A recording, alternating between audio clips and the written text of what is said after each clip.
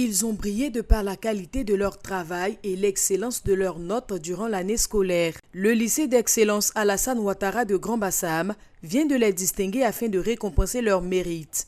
Ils sont 62 filles et garçons ayant obtenu entre 15 et 18 de moyenne. Pour moi, ce prix représente la reconnaissance de tous les efforts abattus durant cette année scolaire.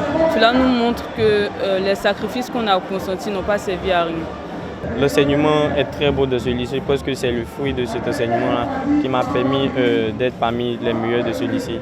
En seulement 2 années d'existence, le palmarès du lycée d'excellence Alassane Ouattara n'est plus à présenter. Prix national d'excellence 2023, 2 médailles d'or au prix Félix Houphouët-Boigny de mathématiques et classé premier des établissements d'excellence de Côte d'Ivoire, entre autres.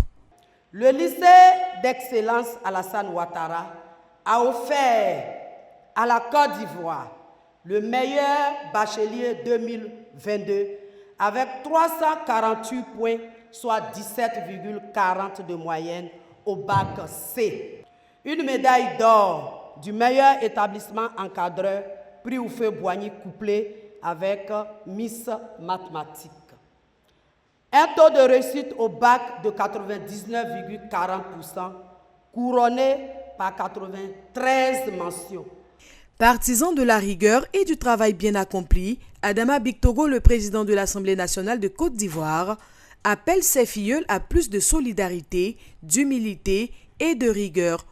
Votre force doit être toujours cette volonté d'aller vers les plus faibles pour les tirer vers le haut.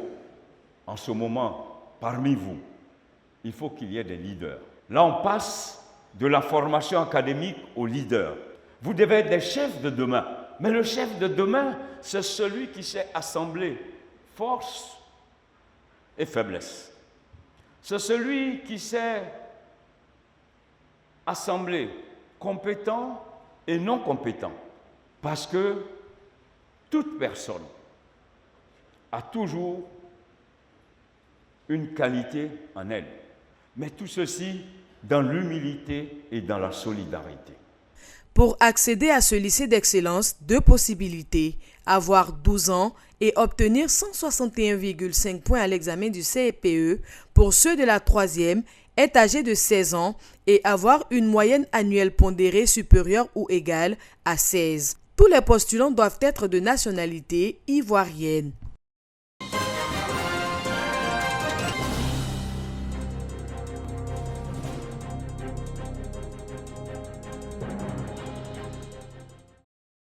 Du matériel informatique offert aux conseillers d'État. Ce don a été réceptionné ce jour par le président de l'institution.